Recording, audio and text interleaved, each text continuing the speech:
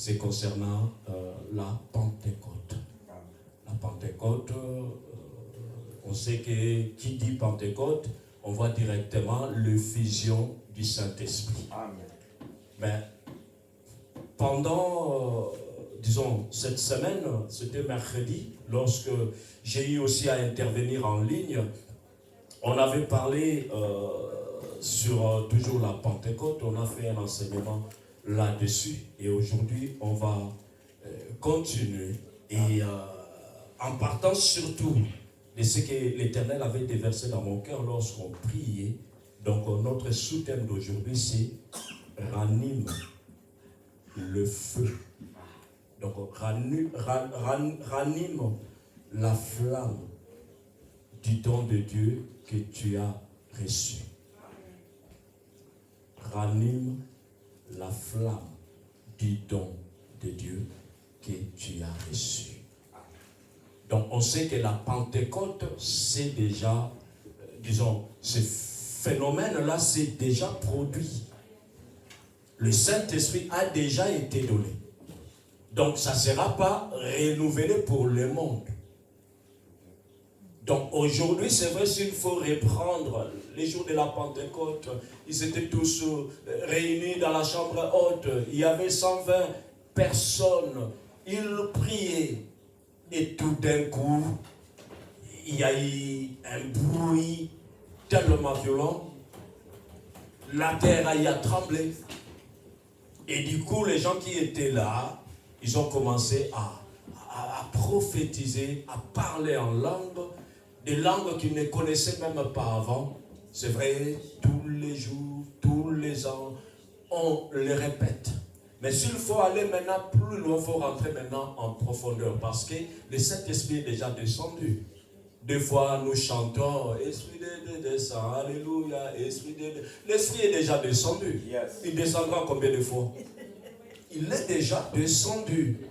Mais maintenant, c'est à nous de ranimer cette flamme-là.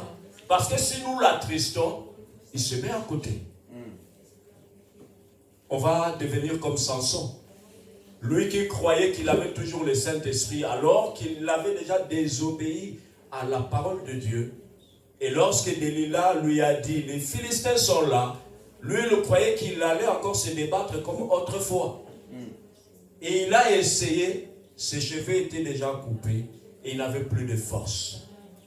C'est dans le livre des Juges, chapitre 16, au verset 20. Il nous croyait qu'il allait se débattre comme autrefois, mais l'Esprit de Dieu n'était plus en lui.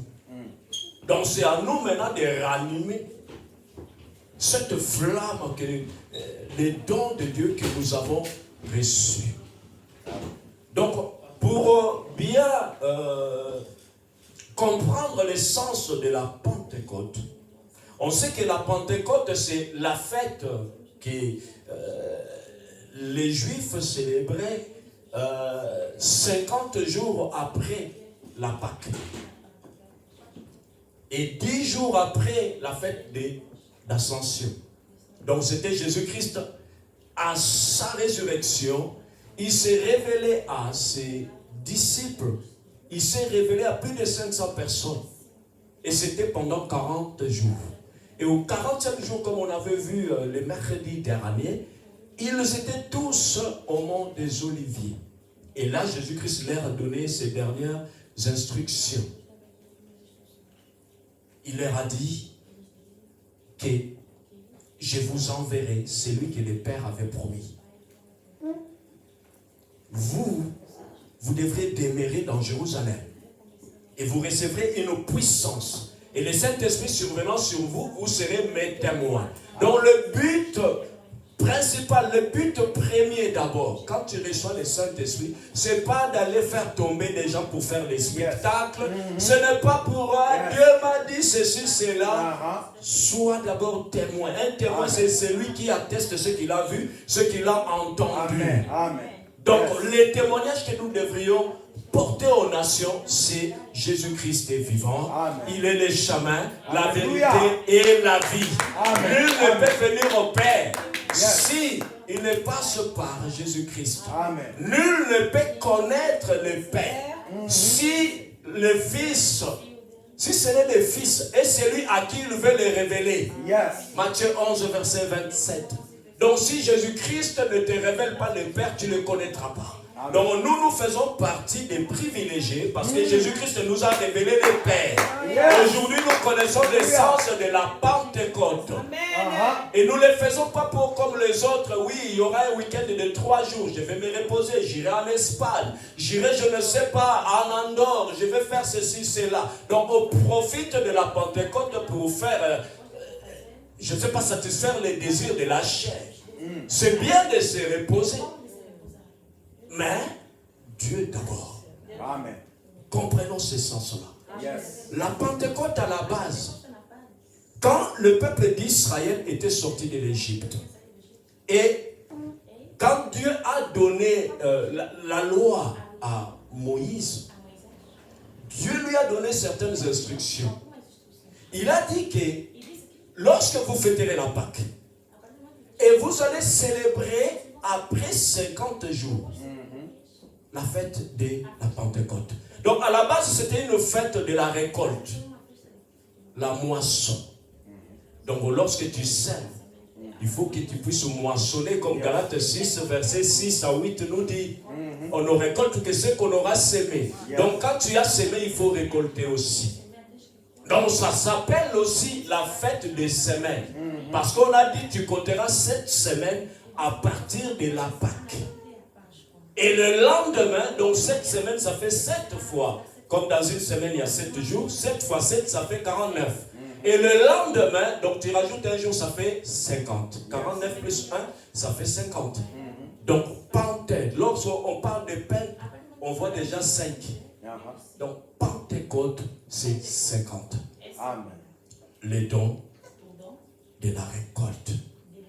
Donc, en cette fête-là, on devrait célébrer l'Éternel en prenant la gerbe, donc les produits du sol, et on devrait maintenant les secouer comme ça, devant, en la présence de l'Éternel, donc en guise de remerciement de ce que Dieu a donné. Et ce jour-là, comme Lévitique 23 au verset 17 nous dit, chaque maison devrait apporter 2 pains. Et ce 2 pains-là, on devait aussi l'agiter devant l'Éternel. Et ce 2 pains devait être fabriqué avec du levain. Chose étonnante. Dieu qui voulait que pendant la fête de la Pâque c'était au 14e jour du premier mois, et le 15e jour c'était la fête des pains sans levain. Et le 16e, on parlait la fête des prémices. Là, dans les pains, on ne devrait pas mettre du levain. Mais là, chose étonnante, on voit, Dieu dit, ce pain-là devrait être fabriqué avec du levain.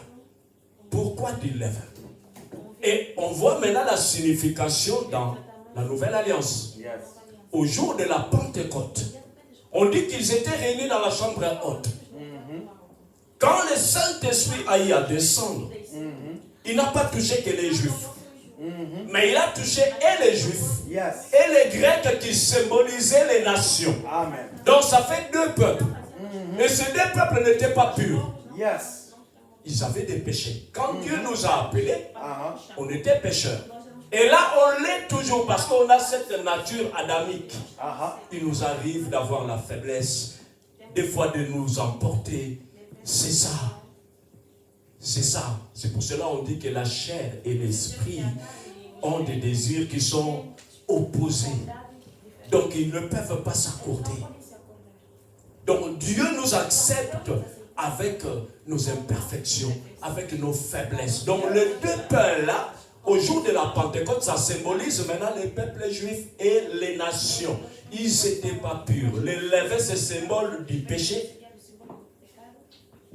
Le levain, c'est symbole de la corruption. Parce que lorsque tu mets du levain dans la farine, ça doit enfler. Donc, Dieu nous a acceptés tels que nous sommes. Donc, au jour de la Pentecôte, lorsque le Saint-Esprit est descendu, il a impacté ceux qui étaient imparfaits. Donc, les Juifs ainsi que les nations, ça symbolise ces 2 pains-là. Même dans les tabernacles aussi, dans le lieu saint, il y avait une table qu'on appelait la table des pains de proposition. Et sur cette table, il y avait 12 pains qui symbolisaient les 12 tribus d'Israël. Et la table, ce n'est que Jésus. Celui qui est stable, celui qui nous porte, celui qui nous présente devant Dieu. Donc là, les 2 pains, c'est les nations ainsi qu'Israël. Donc c'était à la base la fête des récoltes. Et cette fête-là aussi, ça symbolise quoi? Dans l'ancienne alliance, ça symbolisait aussi les dons de la loi. Dieu avait donné la loi. On sait que dans Exode chapitre 32, on nous parle à partir du verset 27 au verset 28. Quand Moïse a eu à passer 40 jours et 40 nuits devant la face de l'Éternel, le peuple ont dit à Aaron, ça fait un moment que Moïse est parti. On ne sait même pas ce qui lui est arrivé. On ne sait pas s'il est mort, on ne sait pas s'il s'est enfoui, on ne sait pas. Il y avait de l'incertitude. Comme Moïse avait laissé Aaron et Hur, le peuple ont été voir Aaron pour lui dire, fabrique-nous un Dieu que nous puissions le voir comme ça. Et ils voulaient quelque chose de visible. Donc ils sont sortis de l'Égypte, mais l'Égypte n'était pas sortie de leur cœur. Il y en a qui servent Dieu dans l'église, mais leurs cœurs sont toujours dans le monde. C'est pour cela que nous voyons tout ce qui se passe actuellement. Donc, Dieu a dit à Moïse, descends. Ton peuple que tu as fait sortir de l'Égypte s'est corrompu. Et Moïse, quand il est descendu, il a commencé à défendre la cause du peuple. Dieu a dit, je vais les exterminer. Et de toi, je susciterai une postérité. Moïse a regardé et a dit, mais Seigneur, que diront les autres peuples? Ils disent que tu étais incapable de le faire rentrer au pays des promesses, à Canaan. Pourtant, tu es miséricordieux, là la colère, riche en bonté. Moïse a dit, si tu ne pardonnes pas à ce peuple, efface mon nom du livre des flammes. Il faut le faire. Il faut avoir ce grand cœur-là. Un grand intercesseur qui s'oublie lui-même. Dieu lui propose même des avantages. Lui, il a regardé cela comme si c'était de la boue. Mais il voulait que les autres soient sauvés. C'est ce que nous devrions faire. Soyons des intercesseurs pour les membres de nos familles. Soyons des intercesseurs même pour cette ville de Toulouse. Parce qu'il y a beaucoup d'âmes qui devraient hériter du royaume des cieux. Mais à l'ère actuelle, ils sont encore dans les ténèbres. Et si la mort les surprenait, ça serait catastrophique. Nous avons cette charge-là. Moïse, quand il a vu le peuple, il a pris les tablettes. Il les a fracassées. Parce qu'il a vu le veau d'or. Comme le peuple de Dieu aujourd'hui force aussi les serviteurs de Dieu, leurs conducteurs à leur fabriquer leur Dieu selon leurs pensées. Fabrique-nous un Dieu. Prêche-nous sur la prospérité. Si sur l'affiche on avait marqué, viens, tu vas voir des miracles et tout ça, on aurait vu la salle, les gens même dehors là-bas. Viens, on va prophétiser sur toi, les gens seraient là. Mais quand tu parles des choses qui concernent le royaume des cieux, tu verras personne. S'il y avait une TikTokeuse là, ceux qui font des lives sur TikTok, sur WhatsApp, tout ça, l'influenceuse, on aurait vu. Tu regardes des lives, tu vois déjà, il y a 10 000 personnes connectées. Tu te dis, est-ce que c'est des démons ou des gens normaux? Mais ils n'écoutent que des insanités, des choses qui ne glorifient même pas Dieu. Mais ils sont là. On voit des cœurs qui montent, qui montent.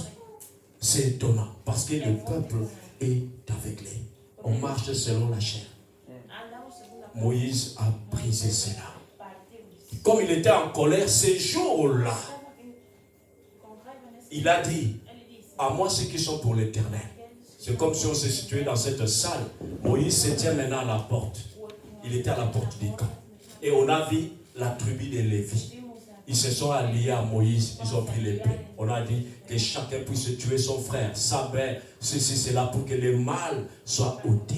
Ils ont commencé à le faire. Bien aimé, ce jour-là, il y a eu 3000 morts. Si tu lis dans le livre d'Exode chapitre 32, à partir du verset 25 au verset 28, la Bible nous dit ce jour-là, il y a eu 3000 morts. Alors que lui, il avait des tablettes de la loi. Les dons de la loi. J'ai commencé par dire que Pentecôte, c'était d'abord la fête des récoltes. En même temps, la fête aussi du don de la loi. Mais la loi, ça s'est donné à 3 reprises. La première fois, Dieu avait parlé. La seconde fois, lui-même, il a pris des tablettes et il a écrit dessus, il a donné à Moïse. Mais Moïse, en les amenant vers le peuple, avec ce que le peuple avait fait, il les a brisés par terre. Donc Dieu avait donné pour la 3e fois la loi. Mais là, c'était des tablettes que Moïse, lui, il avait pris des pierres et Dieu a écrit. C'est pour cela qu'on dit la loi de Moïse. Ce n'est pas sa loi, mais lui, il avait amené la pierre. Dieu a écrit. Mais la première fois, c'était Dieu même qui avait donné la pierre. Il avait écrit aussi dessus. Donc ce jour-là, 3000 personnes sont mortes. Mais s'il faut aller maintenant, bien aimé, au jour de la Pentecôte, ce qui s'était passé. Alléluia. Là, on nous dit encore, il y a eu 3000 personnes qui étaient converties ce jour-là. Alléluia. Donc Jésus-Christ, il est la résurrection et la vie. Amen. Comme je disais le mercredi, il a dit dans Jean chapitre 16 au verset 7, il vous est avantagé que je m'en aille. Et si je ne m'en vais pas, le consolateur ne viendra pas. Donc si je ne m'en vais pas, la loi va toujours continuer. Parce que Jésus-Christ a vécu sous la loi.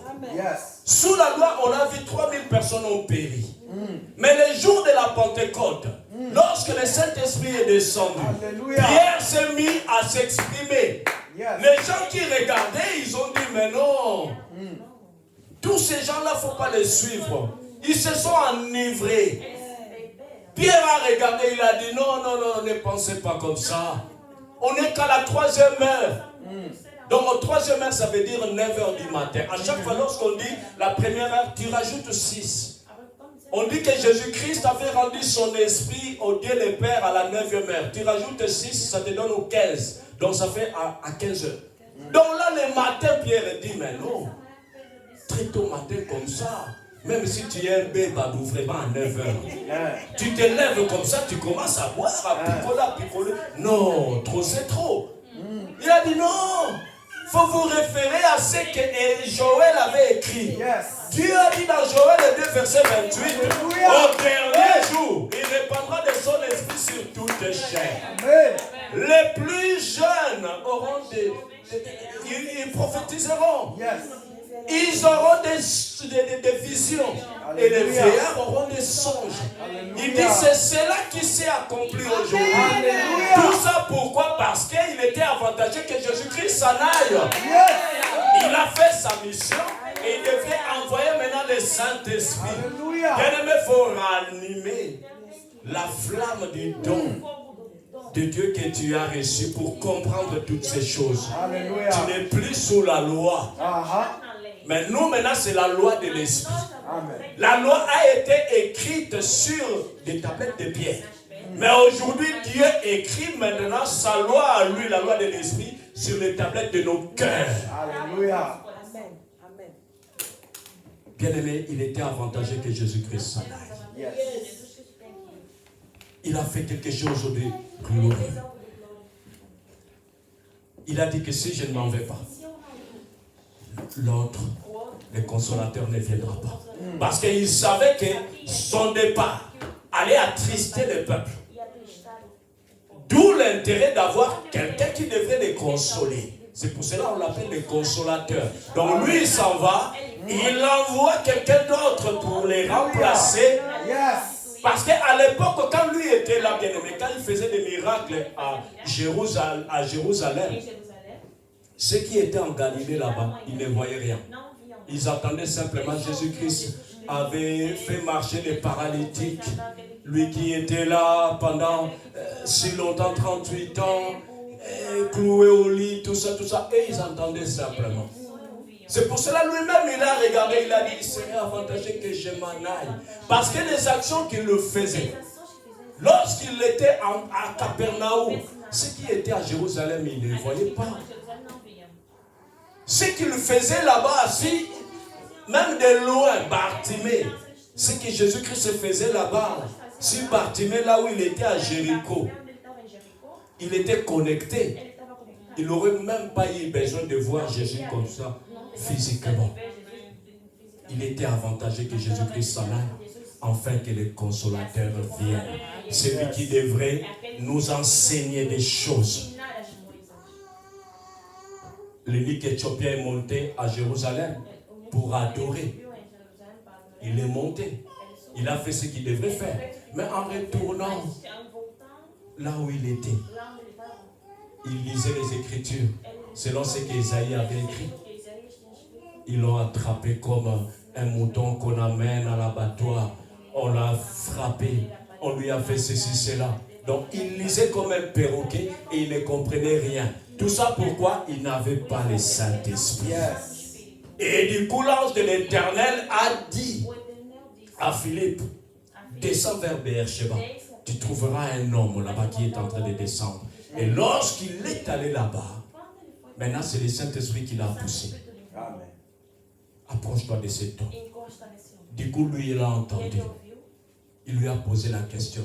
Comprends-tu ce que tu lis? Et du coup, sa conscience était redevenue à la normale. Il dit, mais comment pourrais-je comprendre si personne ne m'aide? Il était avantageux que Jésus-Christ s'en aille. Et aujourd'hui, nous savons que quand tu lis la Bible, tu peux avoir un bac plus 20. Si tu n'as pas l'esprit de révélation, tu ne comprendras rien du tout. Amen. Donc Philippe a joué le rôle du Saint-Esprit. Il a commencé par lui expliquer. Tu sais de quoi on parle? Il dit, non, je ne sais pas. Il a commencé à lui dire, on parle de Jésus-Christ, ce qu'il a enduré, l'œuvre de la croix, ceci, cela.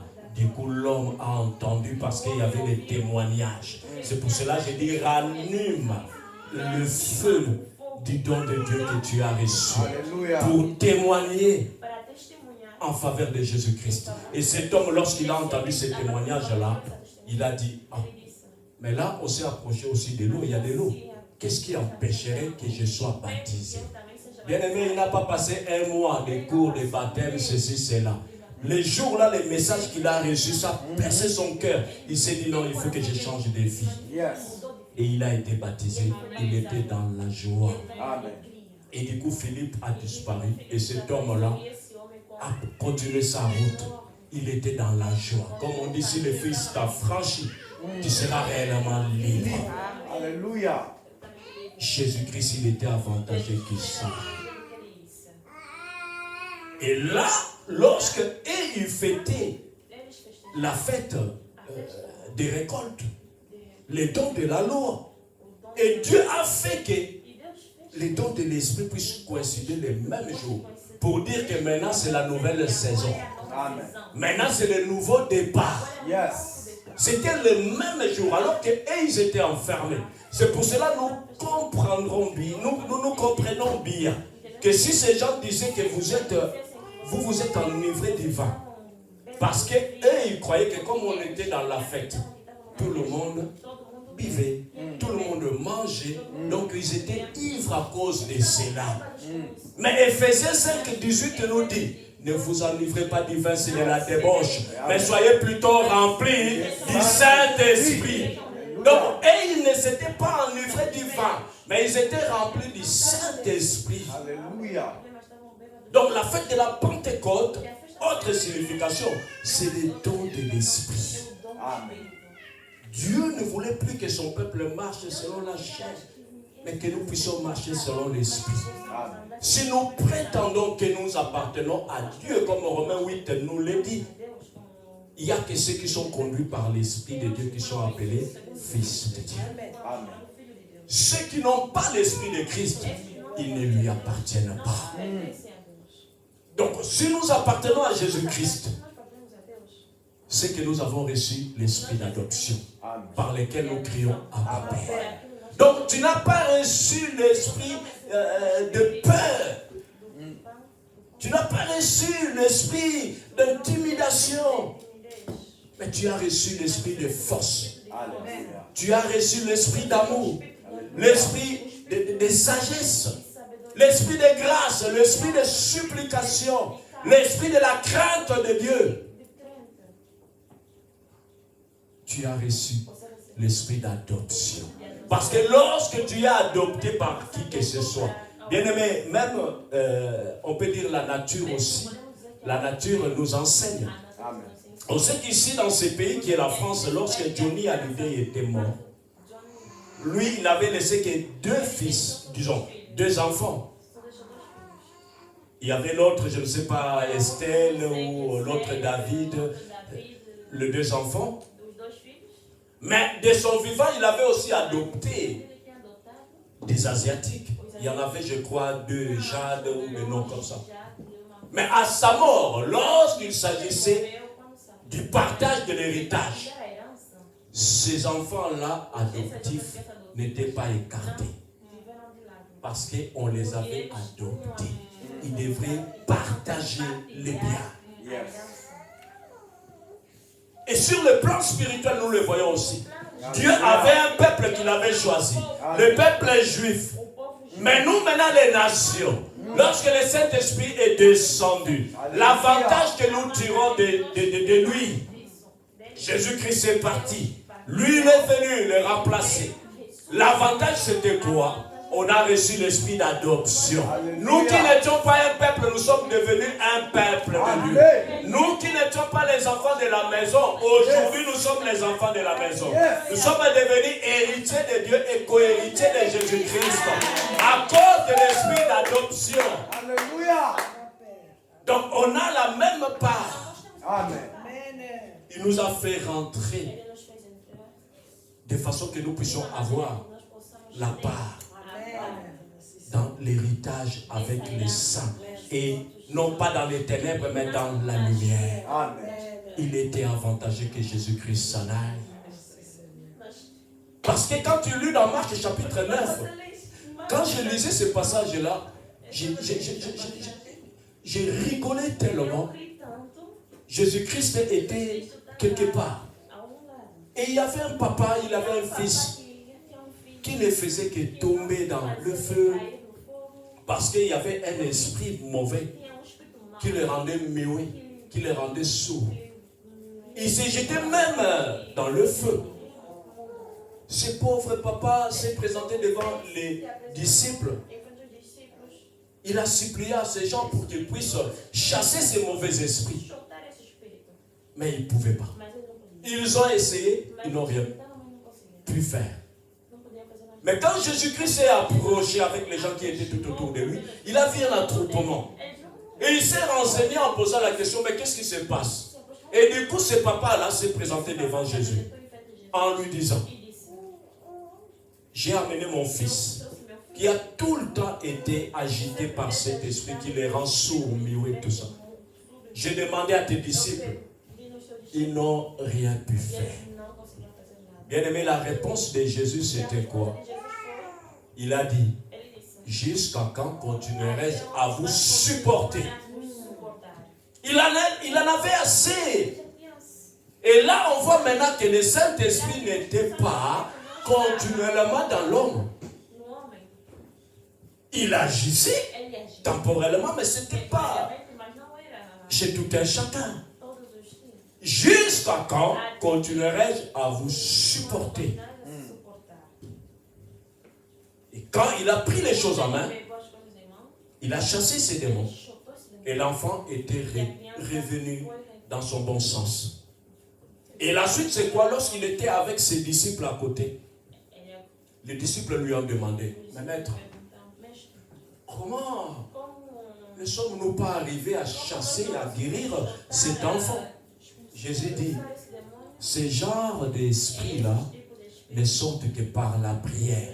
Donc, autrement dit, vous n'êtes pas des gens de prière. Lorsque tu ranimes l'esprit, les dons, la flamme du don de Dieu en toi, tu dois être quelqu'un de prière. Yes. Lorsque le Saint-Esprit est descendu au jour de la Pentecôte, ces gens-là n'étaient pas en train de, je ne sais pas, servir sur le net. À l'époque, ça n'existait pas.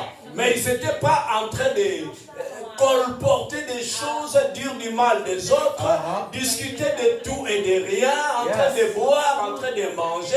Mais ils étaient en prière. Amen. Donc pendant ces 10 jours-là, au 40e jour, Jésus-Christ est monté. Et ils ont observé la parole de Dieu. Ils sont restés dans Jérusalem. Parce que le Saint-Esprit ne devrait pas descendre ni en Galilée, ni je ne sais pas dans quelle ville, mais à Jérusalem, la ville de paix. Amen. Des révélations de Dieu, tu ne les auras que là où il y a la paix. Parce que notre Dieu, Jésus-Christ a dit, je vous laisse ma paix, je vous donne ma paix, je ne vous la donne pas à la façon que donne le monde. Quand tu es agité, même Dieu peut te parler, tu ne comprendras rien. Mais quand tu as la paix, tu peux tout contrôler. Quand tu as la paix, tu sauras avoir le discernement. Là c'est Dieu qui me parle. Là, c'est un homme qui me parle. Je prends ce que Dieu me parle et je rejette ce que l'homme me dit. Tout ça parce que tu as la paix. Amen. Tu peux contrôler les choses. Yes. Regardons même des pays qui sont tout le temps en guerre. Actuellement, est-ce qu'en Ukraine, on est en train de construire des bâtiments? Non. On protège plutôt les gens. Mais on ne construit rien. Est-ce qu'on construit des ponts? Non. Tu les construis, demain Poutine va lancer des missiles. Donc parce qu'il n'y a pas de paix. Mais quand tu as la paix, tu peux tout contrôler. Yes. Tu peux faire même des projets. Tu peux avancer quand tu as la paix. Amen. La paix de Dieu qui surpasse toute intelligence doit garder toujours nos cœurs unis à Jésus-Christ. On a besoin de la paix. Il était avantageux que Jésus-Christ s'en aille. Là, par rapport à notre sous-thème, c'est l'apôtre Paul qui s'adresse à Timothée. Il lui dit, je connais que tu es quelqu'un de foi, celui qui a la foi.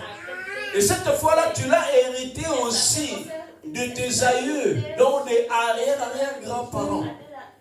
Il a cité le nom de Loïs. Il a cité aussi le nom de sa mère, Eunice. Cette femme, c'était la femme de foi, la mère de Timothée. Il lui a dit, moi je t'exhorte. Bien-aimés, nous exhortons l'Église. Combattons les bons combats. En gardant la foi et une bonne conscience que quelques-uns ont perdu. Ne regardons pas, bien-aimés, au cours des événements, mais regardons plutôt à ce que Jésus-Christ a fait sur la croix. Alléluia. Il a dit que tout est accompli. Amen. Dans cet accomplissement, il y a même la nouvelle salle pour l'église, la colonne de la vérité. Alléluia. Dans cet accomplissement, il y a des portes qui étaient fermées autrefois qui devraient s'ouvrir. Amen. Amen. Dans cet accomplissement, il y a des changements de saison. Yes. Amen. On a entendu un témoignage ici. Jésus-Christ a dit, jusqu'ici mon Père agit. Moi aussi j'agis. Jésus-Christ agit toujours. On verra toujours sa main. Sa main n'est pas courte pour sauver, ni son oreille dure pour entendre. Parce qu'il est Seigneur. Il sait dire un mot, la chose s'accomplit. Il appelle à l'existence ce qui n'existe pas. Amen. Jésus-Christ est vivant. Amen. Bien-aimé, au jour de la Pentecôte, ranime la flamme du don de Dieu que tu as reçu. Amen. Tu n'as pas reçu l'esprit de timidité. Celui qui est timide ne peut pas parler de Jésus, ne peut pas témoigner. Tu n'as pas reçu l'esprit de timidité. Mais par contre, tu as reçu l'esprit de force. Tu as reçu l'esprit de sagesse. Amen. Tu as reçu aussi l'esprit d'amour. Alléluia. Parce que quand il y a eu le fusion du Saint-Esprit, dans cette communication de l'Esprit de l'Éternel, lorsque Dieu a répandu son esprit comme il est fidèle à sa parole, sa renommée s'est accrue par l'accomplissement de ses promesses. Alléluia. Ce qu'il avait promis autrefois, on a vu ce jour-là. Amen. le Saint-Esprit est descendu. Yes. Et ces gens-là, pourquoi ils étaient à la chambre haute? Non seulement pour prier, mais ils fouillaient aussi la persécution. Leur maître était tué, Jésus-Christ. Ils ont vu par la suite tout ce qui s'était passé. Même avant la mort de Jésus-Christ, Jean-Baptiste a été décapité. Donc ils avaient peur. Ils ne pouvaient pas aller témoigner. C'est pour cela que Jésus-Christ a dit, restez d'abord dans Jérusalem. Vous serez investis d'une puissance. Et le Saint-Esprit survenant sur vous. Donc, vous recevez cette onction. L'onction brise les joues.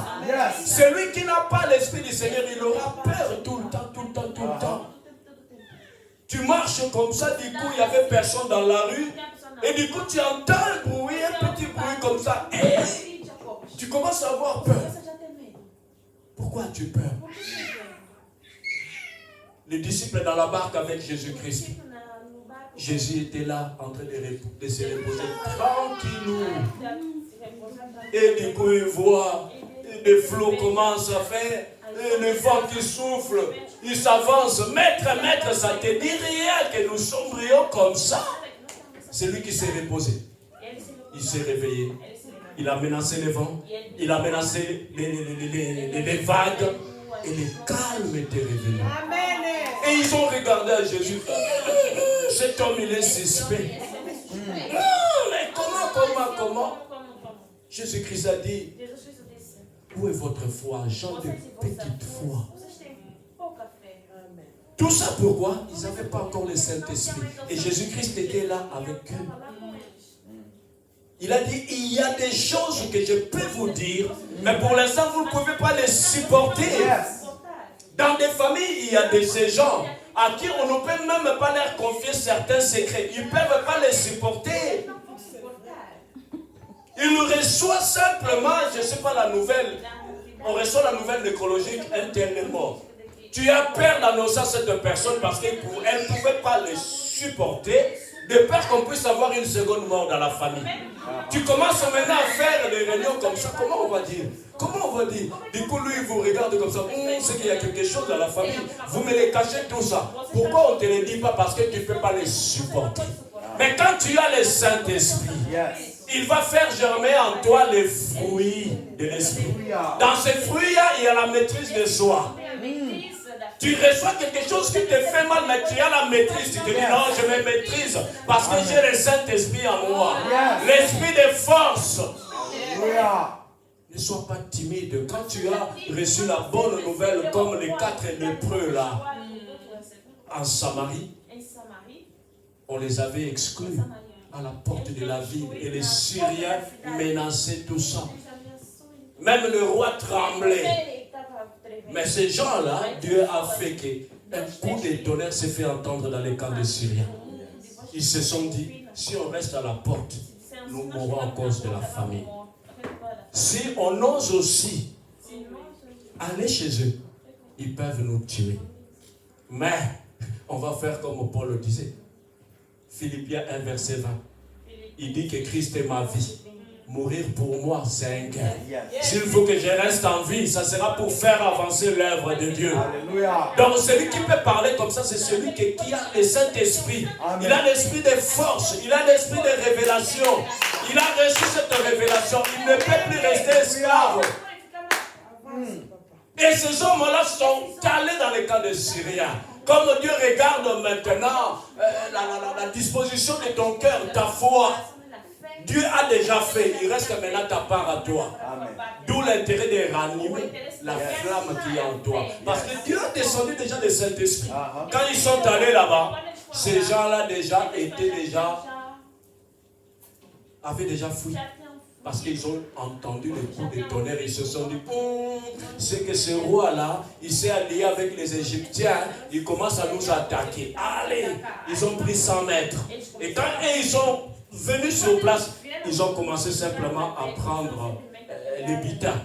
Ils regardent, non, est-ce qu'ils ne se cachent pas? Ils vont dans une autre tente. Non, il n'y a rien. Ils prennent. Après, l'un d'eux dit, mais ce que nous faisons, c'est pas bon. Aujourd'hui, c'est une journée de bonnes nouvelles.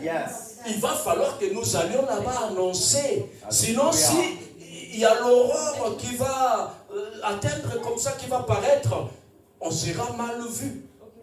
Et ils sont allés annoncer la bonne nouvelle. Et les rois qui étaient craintifs toujours, qui n'avaient pas l'esprit de Dieu, disent non, moi je connais ces gens. Ils ont dressé un piège, tout ça, tout ça. Ils envoient même des chevaux pour inspecter, pour voir. Après, ils se sont aperçus que non, il n'y avait plus de Syriens. Et cette délivrance a s'est opérée, pourquoi? Parce que ces gens-là avaient un brin, je peux dire, de foi. Ils ont mis leur foi en action. Et Dieu a agi aussi de sa part. Et la délivrance s'est opérée. Ranime, bien-aimé, cette flamme-là. Le Saint-Esprit ne descendra pas à nouveau. L'œuvre là s'est faite une fois. Et quand il y aura l'enlèvement, le Saint-Esprit aussi partira. Il va maintenant se tourner vers le peuple juif, le peuple que Dieu avait choisi avant. Donc ranime cette flamme-là. Tu n'as pas reçu l'esprit de crainte pour vivre sous la peur. Tu as reçu l'esprit qui te donne le don de discernement. Tu es à la cuisine en train de faire, je ne sais pas, le ménage et tout ça. Du coup, tu vois un cafard en train de passer comme ça, tu regardes. Et de l'autre côté, tu vois l'autre cafard. Quand tu n'as pas le discernement, tu te dis, oh, ça c'est un sorcier mâle. L'autre là, c'est un sorcier femelle. Donc au nom de Jésus-Christ, l'esprit des cafards, je viens maintenant neutraliser cela au nom de Jésus. Bien-aimé, tu t'épuises pour rien. Tu vois, à force de rentrer dans les lives à 6h, à minuit, tu ne cherches même pas le Saint-Esprit. Toi, à la bataille, je ne sais pas de quoi. Ah, ceci, c'est là. Tu ne fais que batailler. Tu t'épuises. Tu t'épuises. À qui est d'abord le Saint-Esprit? Et tu comprendras lorsque tu auras l'esprit de discernement. Tu vas comprendre une chose, que moi je suis sale. Ça fait des jours que j'ai préparé de la semoule et c'est tombé par là. Et c'est cela qui a occasionné des cafards à la maison. Ce ne sont pas des esprits mauvais, mais c'est ma propre saleté. Une fois qu'on aura cette révélation, on va nettoyer la cuisine et du coup il n'y aura plus de cafards. L'esprit de révélation, l'esprit de sagesse. Nous avons besoin de cela. Il était avantageux que Jésus-Christ s'en aille. Pierre a reçu cette révélation aussi, d'être avec Jésus. Il connaissait Jésus.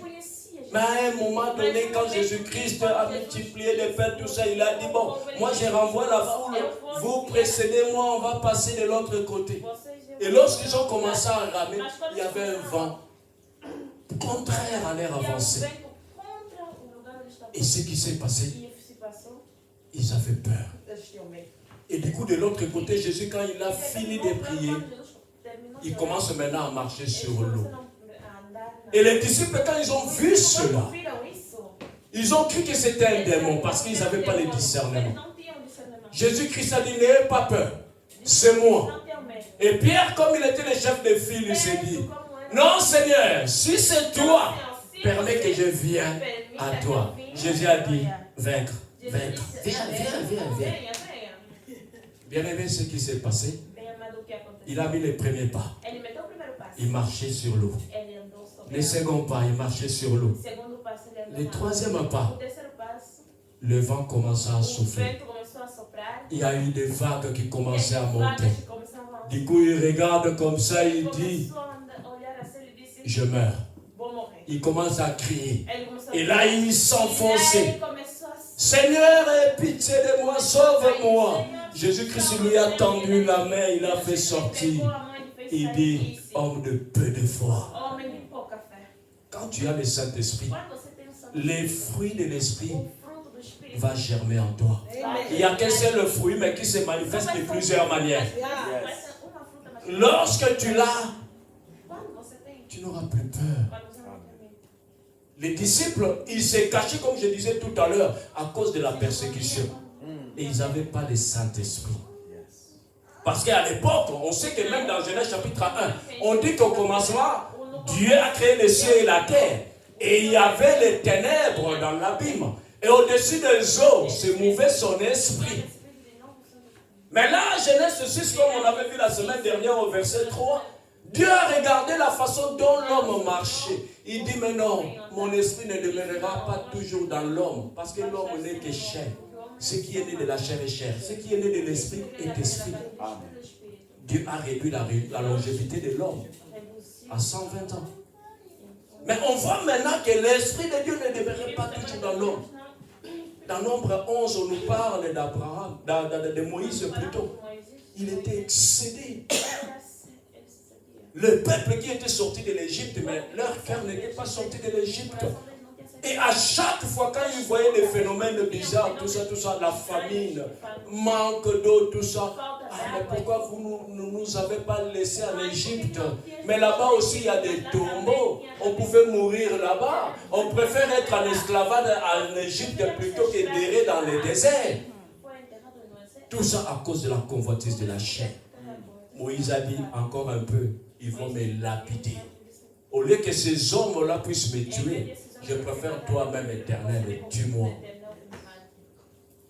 Et Dieu a dit, comme tu ne peux pas porter à toi-même cette charge, je prendrai de l'esprit qui est sur toi. Donc ça veut dire Moïse, lui, il avait continuellement le Saint-Esprit en lui. Et Dieu a pris, il a déversé sur les 70. Mais ces gens-là ont commencé le jour-là à prophétiser, à parler. Mais ça n'a pas continué. Ça s'était arrêté. Donc ça veut dire que l'Esprit de Dieu ne demeurait pas toujours dans l'homme. Mais là maintenant, on voit au jour de la Pentecôte, quand le Saint-Esprit est descendu, nos corps sont devenus les temples du Saint-Esprit. Donc un temple et une maison, c'est là où une personne dort, là où une personne passe aussi la plupart de son temps. Donc c'est le Saint-Esprit maintenant qui devrait habiter en nous continuellement. Ce n'est plus comme avant. L'effusion du Saint-Esprit a fait que nous appartenions à l'Éternel. Que nous devenions autonomes. Bien aimé, lorsque tu es autonome, ça fait du bien. Lorsque tu dépends que d'une personne, même de nos jours, tu veux faire quelque chose sur Internet, il faut regarder simplement la personne. Rentre pour moi. Est-ce que tu ne peux pas faire ça? Tu es dépendant de lui. Et les jours où le voyage, toi aussi tes affaires, ça s'arrête. Comme une maman nous disait hier, dans la maison, il n'y a que leur fille qui est douane informatique. Et son mari, à chaque fois, lorsqu'il demande des choses, la fille fait un peu de fier et dit, ah papa, toi aussi, toi c'est trop. On est au 21e siècle, là c'est l'Internet, toi tu es dépassé. Même en prenant son portable, maintenant comme on prend ton portable, pour faire passer les choses, tu fais juste les doigts comme ça. Même le papa est incapable de faire ça, il le fait brutalement. La fille dit, mais non, papa avec douceur. Tout ça parce que papa ne veut pas apprendre. Là, actuellement, nous, on est ici. Et il y en a d'autres qui ne pouvaient pas venir, mais ils le suivent en direct. Mais celui qui n'est pas transformé par le renouvellement de son intelligence va dire, il y a un démon sur Internet. Moi, je ne peux pas diffuser mes prédications sur Internet. Mais comment tu peux aider les autres aussi qui sont loin, en Australie, pour les atteindre, pour qu'ils soient sauvés? Soyons transformés par le renouvellement de notre intelligence. Tout n'est pas démoniaque quand même. Nous prenons tout dans le même sac, ceci, cela. L'esprit de force, l'esprit de paix, l'esprit de grâce, l'esprit de supplication. Lorsque tu veux prier pour que Dieu puisse ranimer l'esprit qu'il a mis en toi, ce don-là, supplie Dieu, demande la grâce. C'est par la grâce que nous sommes sauvés. Paul disait à l'Éternel, Éternel, ôte cette charge. Il a supplié à Dieu. Dieu a dit, la grâce te suffit. Ma puissance s'accomplit dans la faiblesse. Amen. Donc nous sommes faibles, nous avons besoin que l'Esprit de Dieu puisse agir en nous. Amen. Nous avons besoin que l'Esprit de Dieu, l'Esprit qui s'est mouvé au-dessus des eaux, puisse maintenant nous faire marcher. Bien-aimé, au jour de la Pentecôte, on sait que quelque chose s'était aussi créé. On parle de l'Église. n'oublions pas qu'on parle de l'église. Mais si tu regardes bien, l'église n'était pas née les jours de la Pentecôte. Dieu, quand il a créé l'homme, est-ce que l'homme a parlé du coup? Non. Dieu a utilisé cette boue-là, comme il a arrosé, avec la terre, il a fabriqué l'homme. Mais l'homme ne respirait pas. Genèse 2, verset 7 nous dit que Dieu a soufflé ensuite. Dans ses narines, il a communiqué de ce qu'il y avait en lui. Il a donné son esprit à l'homme et l'homme est devenu une âme vivante. L'homme a marché. Donc Jésus-Christ aussi sur la croix, lorsqu'il a rendu son esprit, un soldat qui était à côté, lorsqu'il a regardé, je vois vraiment qu'il est mort, mais moi je vais le tuer encore pour la seconde fois. Il le prend son arme, il le tire encore sur les côtés. Bien-aimé, comment on peut avoir un esprit comme ça, si mauvais? Donc on veut vraiment achever la personne. Moi je vais l'achever. Et lui il ne savait pas en faisant cela. Comme Dieu transforme le mal en bien. C'était que pour que l'église puisse naître. Bien sur les côtés étaient ouverts. L'eau est sortie, le sang est sorti. Et à l'accouchement, lorsque les mamans donnent naissance, il y a l'eau et le sang qui sortent. Donc l'église est sortie ce jour-là. Mais pour se mettre en mouvement maintenant, il a fallu qu'au jour de la Pentecôte, le Saint-Esprit descende pour donner le souffle. Et l'église a marché ce jour-là. Ceux qui avaient peur, qui se cachaient, ce jour-là, ils n'avaient plus peur. Parce qu'ils avaient l'esprit de force. Ils commençaient à témoigner pour Jésus. Ils disaient pour eux, mourir c'était un gain pour eux. Parce que Christ était leur vie. On voit que Pierre, dans Actes chapitre 3, ce qui s'est passé par la suite, ils sont allés à la 9e heure, l'heure de la prière. Et du coup, ils s'orientent vers la porte qu'on appelle la Belle. Ils voient un paralytique qu'on amenait chaque matin pour qu'il puisse mendier. Et cet homme-là, lorsqu'il les a vus, Pierre et Jean ont dit, regarde-nous. Il a fixé ses regards sur eux. Et lui, il croyait que ce jour-là, si c'était à notre époque, je vais recevoir des héros, je vais recevoir des livres sterling, je vais recevoir des dollars, je vais recevoir, je ne sais pas si c'est le Kwanzaa existe encore, donc je vais recevoir toutes ces choses-là. Il s'est dit, comme ils sont deux, aujourd'hui j'aurai la double portion. Il le regarde, on lui dit, nous n'avons ni or, ni argent à te donner, mais je te donne que ce que j'ai. Bien-aimé, à ce temps-là, Jésus-Christ n'était pas avec Pierre, mais il était en Pierre. Galates 2:20 nous dit, si je vis, ce n'est plus moi qui vis, mais c'est Christ qui vit en moi. Donc c'est Christ qui vivait en lui. Il a dit, je n'ai ni argent. Donc on commence par l'étape inférieure. Puisque l'or est supérieur à l'argent. Je n'ai ni argent, je n'ai ni or, mais je te donne que ce que j'ai.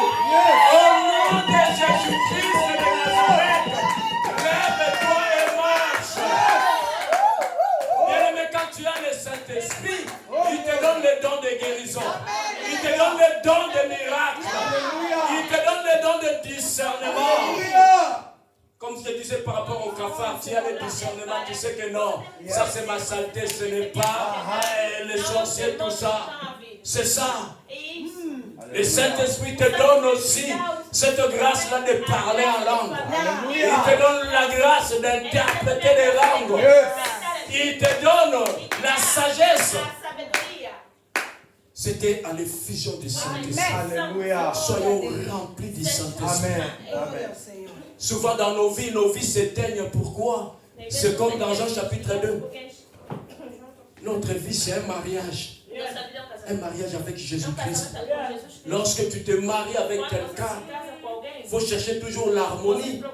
Et quand il n'y a plus de paix, il n'y a plus de joie, c'est qu'il nous manque quelque chose. Donc dans ce mariage-là, il manquait quoi? Le vin.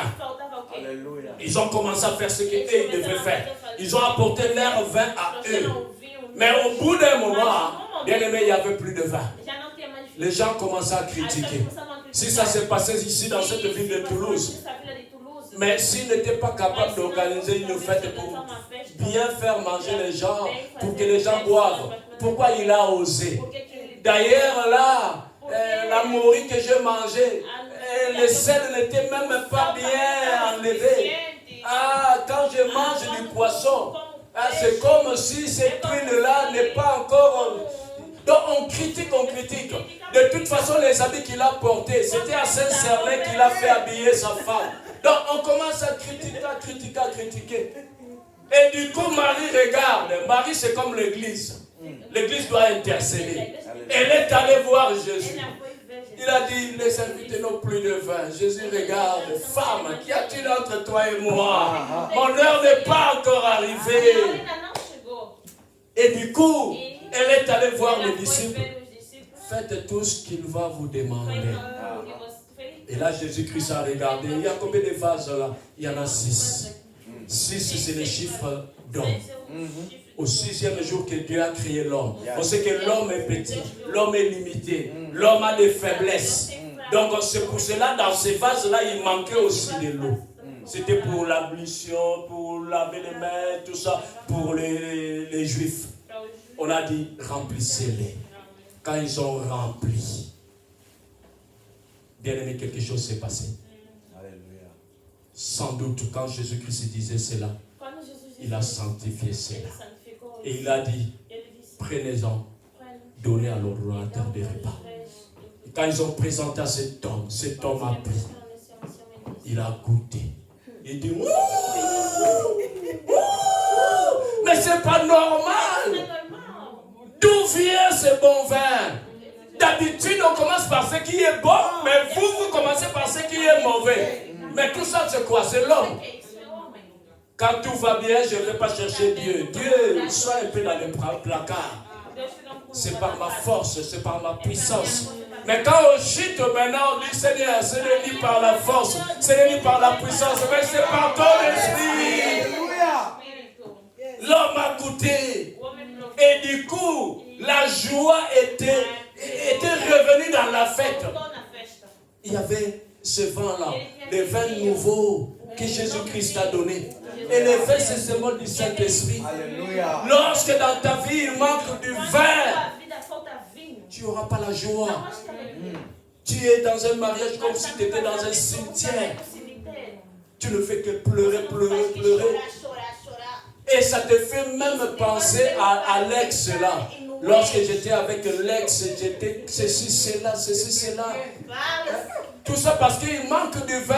Le vin réjouit le cœur de l'homme, ça réjouit le cœur de Dieu. Si tu manques du vin, tu n'auras pas la joie. Donc le vin donne la conduite. Dans une fête, lorsque tu bois beaucoup, tu vas voir la personne en train de marcher comme ça. Même s'il est petit, il regarde l'autre, il est maître, je ne sais pas, en karaté, 4e dan, tout ça. Il arrive comme ça, ah, toi je vais te taper, hein, tu sais. C'est le vin qui lui donne cette conduite-là. Mais s'il était dans son bon sens, il n'aurait même pas s'approché de cet homme-là. Il allait le fracasser. Bien aimé, que l'huile ne manque pas sur nos têtes. Alléluia. Amen. Psaume 23, verset 6. Donc, le bonheur et la grâce nous accompagneront tous les jours de notre vie. Cherchons à ce que l'huile ne manque pas sur nos têtes. Amen. Tu oins l'huile ma tête et ma coupe déborde. Cette huile-là, c'est l'onction. C'est cette capacité que Dieu nous donne pour agir dans le surnaturel. Alléluia.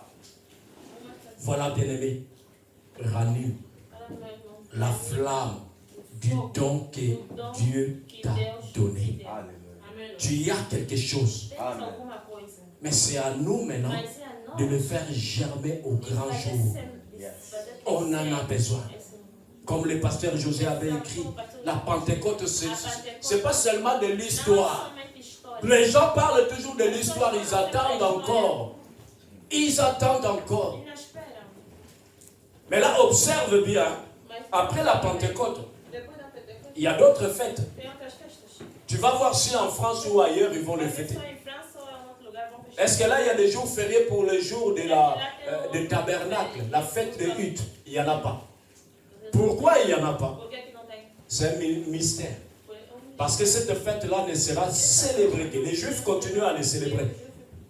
Donc le jour où ils sortaient dehors de leur tente pour célébrer ce que Dieu avait fait pour eux, tout ça, tout ça. Mais la fête des tabernacles, la fête des tentes, c'est au millénium.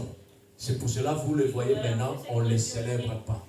C'est un mystère. Et si tu veux participer à cette fête-là, tu dois commencer par l'enlèvement. Pour vivre dans les milléniums. Voilà pourquoi, bien-aimés, rendez-moi à la flamme. Soyons des vrais témoins de Jésus-Christ. Poussés par le Saint-Esprit, les hommes ont eu à parler de la part de Dieu. Tu as besoin de dons, de révélations. On a besoin des dons de sagesse. Tu rentres dans une maison, tu vois que dans le couple, tu vois un enfant qui est assis comme ça, l'Esprit de Dieu te révèle que cet enfant-là, il a la sorcellerie. Mais tu ne vas pas rentrer du coup. Ah, maman, moi je vois. Votre enfant, c'est un sorcier. Et là, tu es en train de bousiller la famille. On voit maintenant le phénomène de chèque et c'est à cause de cela. Est-ce que si l'enfant est sorcier, on ne peut pas prier pour lui? Pour que l'esprit s'en aille. Jésus-Christ a dit, jusqu'à quand pourrais-je vous supporter? Il est parti, maintenant son esprit est en nous. On doit maintenant chasser les esprits mauvais. Zacharie 2, verset 6 nous dit, en descendant au verset 7, qui est une grande montagne devant Zorobabel? Tu seras aplani. Cette montagne-là, c'est ce qui s'oppose à toi. Ça doit être aplani, anéanti. Parce que tu as l'esprit de puissance, l'esprit de force.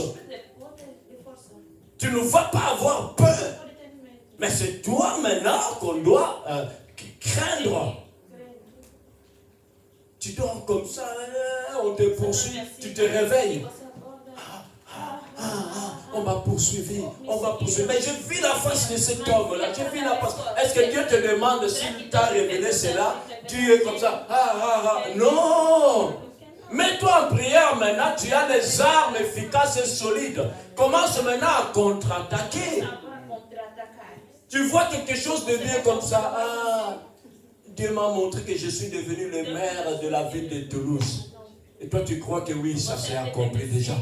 Jésus-Christ a dit que vous recevez une puissance. Le Saint-Esprit survenant sur vous, vous serez mes témoins. Donc les disciples devraient se dire, bon, on rentre dans Jérusalem, on attend. Non! Ils étaient en prière pour que cela s'accomplisse. C'est ça l'effet de ranimer l'esprit. Ranime l'esprit. Dieu va faire. Pour nous qui parlons lingala, Dieu va faire. Dieu a déjà agi.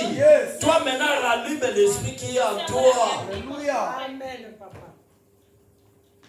Tu as reçu l'esprit de force, l'esprit de puissance.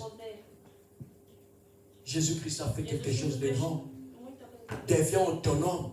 N'attends pas que l'église puisse organiser, je ne sais pas, 2 ou 3 jours de jeûne, de prière, tout ça. Toi-même, tu peux le faire. Si la flamme s'est ranimée en toi, de toi-même, tu peux le faire. Mais l'onction, ça s'acquiert comment?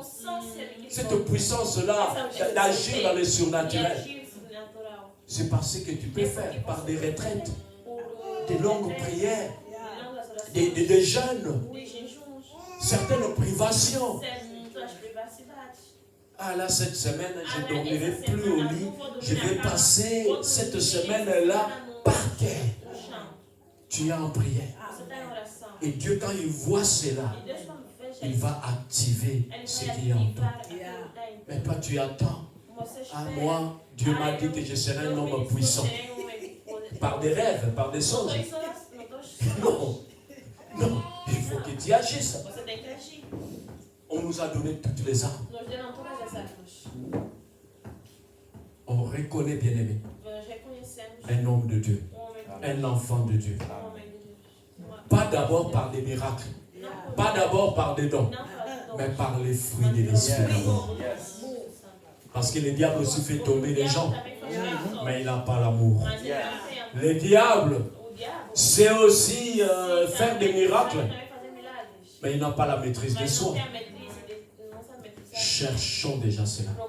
Même si au monde, on dit toujours, on ne s'aime plus, on ne s'aime plus. Cela n'exclut pas que toi, tu puisses aimer les autres. Yes. Amen. L'amour et la paix. Un enfant de Dieu, c'est celui qui a toujours la paix. À chaque fois, tu es agité. Mais pose-toi la question, est-ce que le Saint-Esprit vraiment agit en toi? Est-ce que cette flamme-là s'est ranimée? La bonté. On est mauvais. On agit comme œil pour œil, dent pour dent, la lion d'Italie. Comme il m'a fait ça, moi aussi je vais lui faire ça. La fidélité. Est-ce qu'on est fidèle déjà dans l'assemblée qu'on fréquente? Est-ce qu'on est fidèle dans des réunions? On est fidèle dans des programmes de l'église. Moi qui suis marié, est-ce que je suis fidèle dans mon foyer? Est-ce que je suis fidèle même dans ma vie de prière, dans ma spiritualité? La fidélité, ça fait partie des fruits de l'esprit. La bienveillance. Avoir une bonne disposition les uns vis-à-vis des autres. Bien accueillir les gens. Toi, tu n'accueilles que ceux qui sont proches de ta famille. Alors qu'on a dit, en ceci, le monde saura que nous sommes les disciples de Jésus. Si nous nous aimons les uns les autres. On ne peut pas dire simplement, moi j'aime Dieu. Et ceux qui sont tout autour.